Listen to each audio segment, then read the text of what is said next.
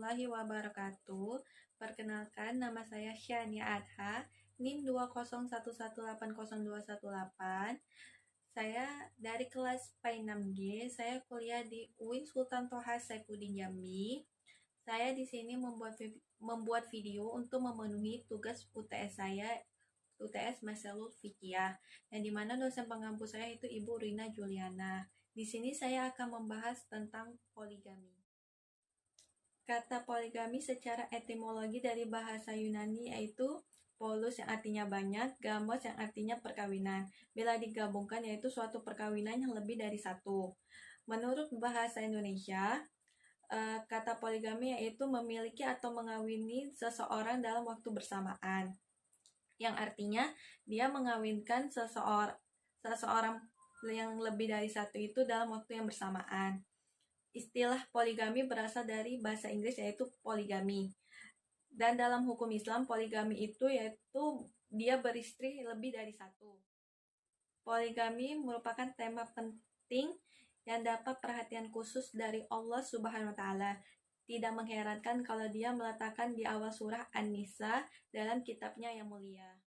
Adapun landasan hukum tentang poligami yaitu yang pertama di dalam Al-Quran yaitu surah An-Nisa ayat ketiga, juz keempat, surah keempat, halaman 77 yang berbunyi A'udzubillahi minasyaitonirrajim, Bismillahirrahmanirrahim. Wa in khiftum alla tuksitu fil yatama fankihu ma toba lahum minan nisa'i masna wa sulasa wa rubah. Fa in khiftum alla ta'dilu fawahidatan aw ma malakat aymanukum zalika adna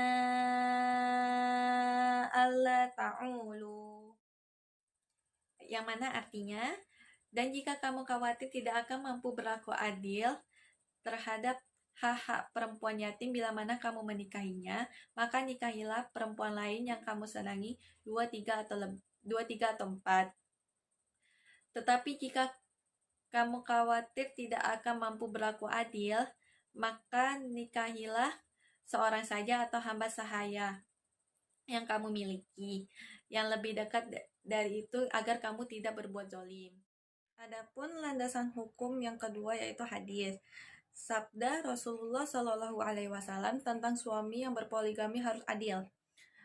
An Aisyata radhiyallahu anhu qalat kana Rasulullah Shallallahu Alaihi Wasallam yaqsima fayadilu wa yaqulu Allahumma hadza qasmi fima amliku fala talumni fima tamliku wala amliku, yang artinya dari Aisyah radhiyallahu anhu dia berkata Rasulullah Shallallahu Alaihi Wasallam telah membagi giliran istri-istrinya dengan adil.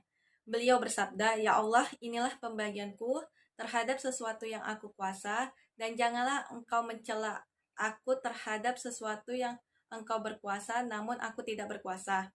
Hadis riwayat Al-Arba'ah dan Ibnu Hibban dan Hakim menilai hadis ini sahih, tetapi Tirmizi lebih kuat menilainya mursal.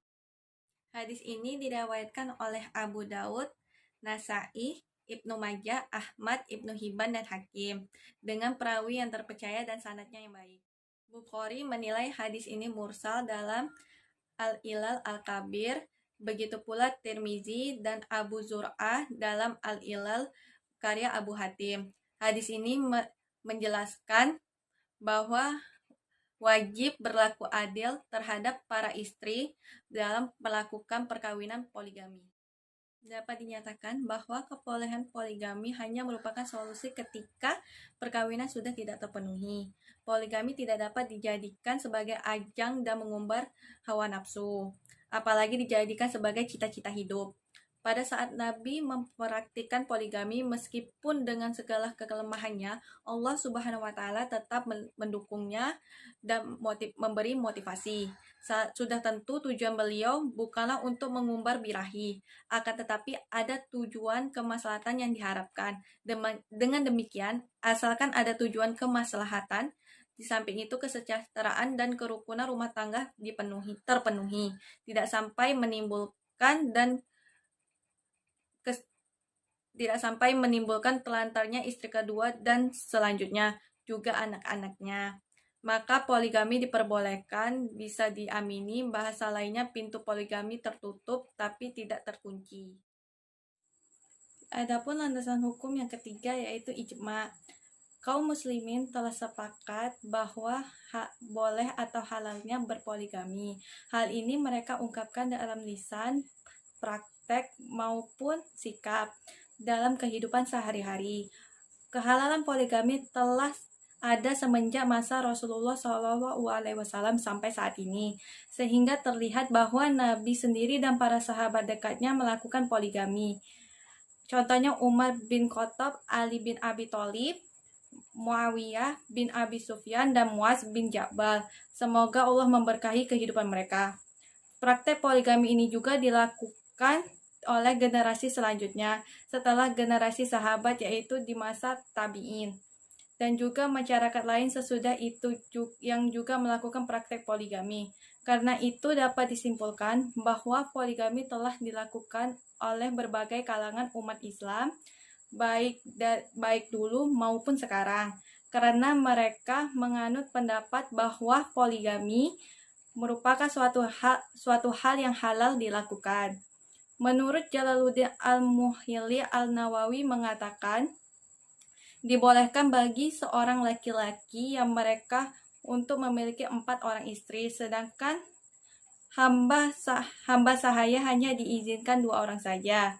Berdasarkan dalil-dalil yang telah disebut di atas, jelas bahwa poligami dibolehkan dalam Islam. Namun yang perlu diperhatikan bahwa kebolehan berpoligami bukanlah secara mudah, akan tetapi membutuhkan persyaratan-persyaratan yang ketat yang mesti dipenuhi terlebih dahulu. Setelah itu, baru poligami itu dapat dilakukan. Adapun dampak positif dan negatif dari berpoligami. Yang pertama, dampak positif, yaitu terhindar dari perbuatan maksiat, memperbanyak keturunan. Yang ketiga, melindungi para janda dan kelebihan perempuan. Yang keempat, kebutuhan seksual suami terpenuhi saat istri dalam keadaan melahirkan, sakit, uzur, dan lain-lain. Istri terpacu untuk melakukan yang terbaik buat suaminya karena ada yang lain. Melatih kesabaran dan menekan egoisme. Anak yang dilahirkan mempunyai legal yang formal, status yang jelas bagi perempuan yang dinikahi. Adapun dampak negatifnya yaitu pertama, dampak psikologis. Perasaan menyalahkan diri istri karena merasa tindakan suami berpoligami adalah akibat dari ketidakmampuan dirinya memenuhi kebutuhan biologi suami. Yang kedua, dampak ekonomi rumah tangga. Ketergantungan secara ekonomi kepada suami. Walaupun ada beberapa suami memang berlaku adil terhadap istri-istrinya, tetapi dalam prakteknya lebih sering ditemukan bahwa suami lebih mementingkan istri muda dan melantarkan istri dan anak-anaknya terdahulu. Akibatnya istri yang tidak memiliki pekerjaan akan sangat kesulitan menutupi kebutuhan sehari-hari. Yang ketiga, dampak hukum. Seringnya terjadi nikah di bawah tangan atau pernikahan tidak dicatatkan oleh kantor catatan sipil atau kantor urusan agama, sehingga pernikahan dianggap tidak sah oleh negara. Walaupun pernikahan tersebut sah, menurut agama, pihak perempuan akan dirugikan karena konsekuensinya suatu pernikahan dianggap tidak ada seperti hak waris dan sebagainya. Yang keempat, dampak kesehatan. Kebiasaan berganti-ganti pasangan menyebabkan suami atau istri menjadi rentan terhadap penyakit menular seksual atau PMS, bahkan rentan terjangkit virus HIV atau AIDS. Yang kelima, kekerasan terhadap perempuan. Baik kekerasan fisik, ekonomi, seksual maupun psikologis. Hal ini umum terjadi pada rumah tangga poligami. Walaupun begitu, kekerasan juga terjadi pada rumah tangga yang monogami.